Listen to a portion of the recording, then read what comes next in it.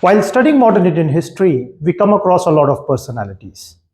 Raja Ram Mohan Roy, Ishwar Chandra Vidyasagar, Debendranath Tagore, Keshav Chandra Sen, Swami Dayanand Saraswati, Sir Syed Ahmad Khan, Swami Vivekanand, Firoz Shah Mehta, Badruddin Tayyab ji, Surendranath Banerjee, Lala Lajpat Rai, Gangadhar Tilak, Aurobindo Ghosh, Mahatma Gandhi, M.N. Roy, Dr. B.R. Ambedkar, Bhagat Singh, etc.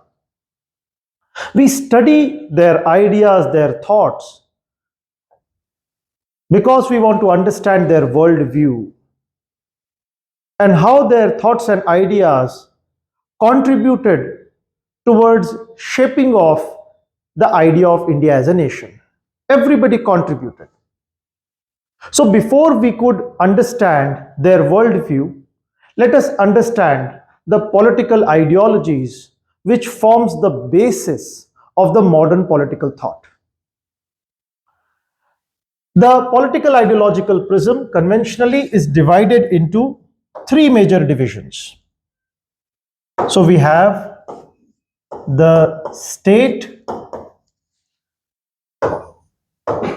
society, and individual.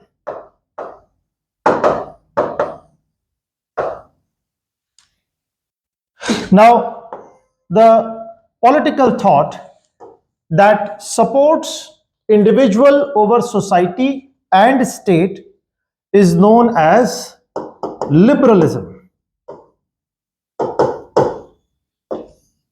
The word liberalism is derived from the term liber, because these were those who were neither aristocrats nor they were slaves in the Greek city-states. So that political thought which supports an individual over the state and the society is understood as liberalism. The political thought that supports a society over individual and state is socialism. So whenever we are talking about socialist thought, it will always emphasize upon society rather than emphasizing upon individual and state. And the political thought that focuses upon state as against society and individual is nationalism.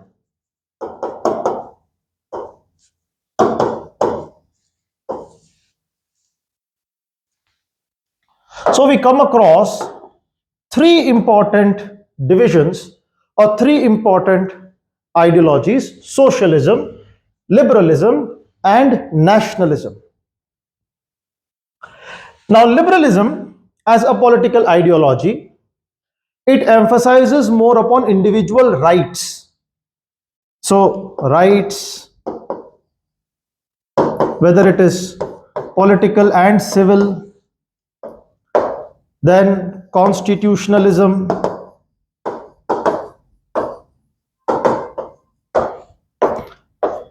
property,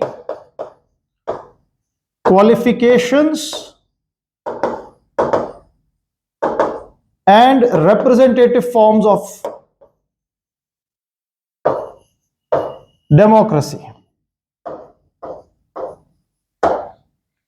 So liberalism, it also has its own extreme. So the classical liberalism emphasizes more upon minimal state. It wants a minimal state, but it wants to make sure that every individual can enjoy their rights, that is generally understood as liberty, and they pitch for political and civil rights, and everything is justified on the basis of reason. So it's a rational school of thought. Compared to that, if you talk about the state and its nationalism, it is emphasizing, or it is rather based upon conservation, tradition. It calls for sacrifice of individual and society for the state. Nationalism is generally based upon obedience, and it derives its ideology on the basis of romanticism and emotions.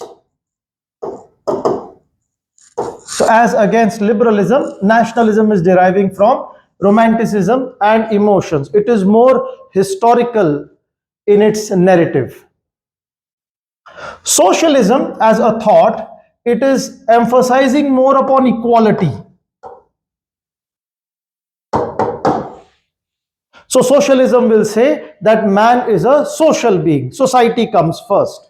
So, it will always emphasize upon equality. It will pitch for universal suffrage. Now, even socialism, it is derived from reason, and on the reasonal basis, it is criticism of the liberal ideology. So, socialists, they generally emphasize upon equality, universal adult suffrage, and whenever every ideology views the world from their perspective, they will have a different idea of justice. So, for the socialists, they would state that the state must tax the rich and must bring about equality. The liberals, they would justify that a person who has property, he has property because of his own merit, and the state should not interfere, or the society should not interfere whenever an individual is enjoying his property. And the state in itself would state that individual and society exist because of the state, because of the nationhood. So society and individual must sacrifice their own interest for the state. And liberalism, socialism, and nationalism, they are generally at these ends of the political ideology. Extreme form of socialism is communism. Communism will say we do not want a state, we want a stateless and a classless society. We do not want private property or the state. That is called as extreme form of socialism. Extreme form of liberalism will only emphasize upon night watchman state, a minimal state, and the society not interfering upon the rights of an individual. An extreme form of a nationalism is called fascism. So we have extreme forms in all these three ideologies. When we talk about the modern Indian history, we have the 19th century, you can say, personalities generally emphasizing more upon liberalism. For example, we have Raja Ram Mohan Roy.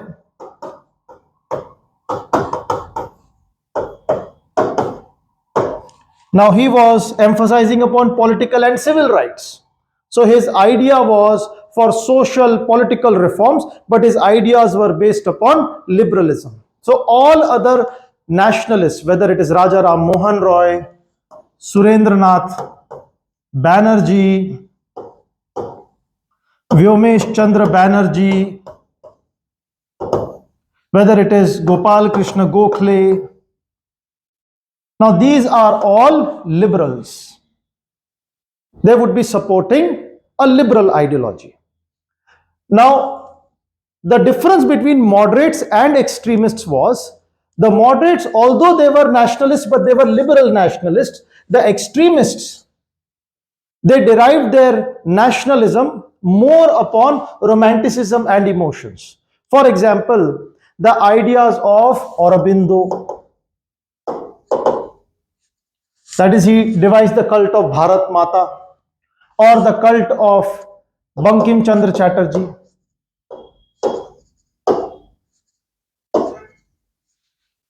or the ideas of Lala Lajpat Rai, Bal Gangadhar Tilak.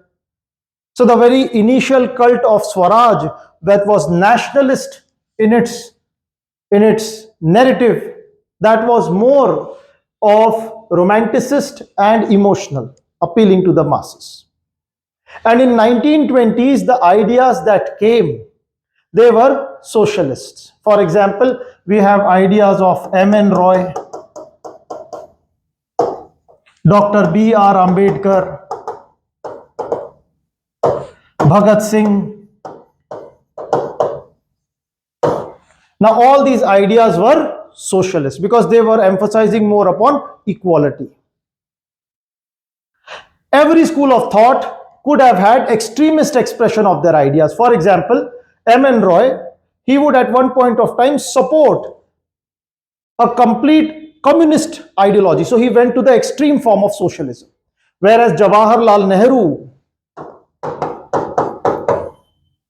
he would emphasize upon universal adult suffrage, so he's socialist. Dr. B.R. Ambedkar was a socialist.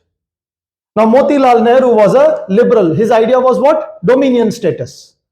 So, Jawaharlal Nehru and Motilal Nehru, their ideological differences were that of a liberal and a socialist. An extreme form of nationalism will go into fascism also. For example, the ideas of Hindu Mahasabha, RSS, that was extreme form of nationalism, glorifying the cult of Bharat Mata, that was fascism.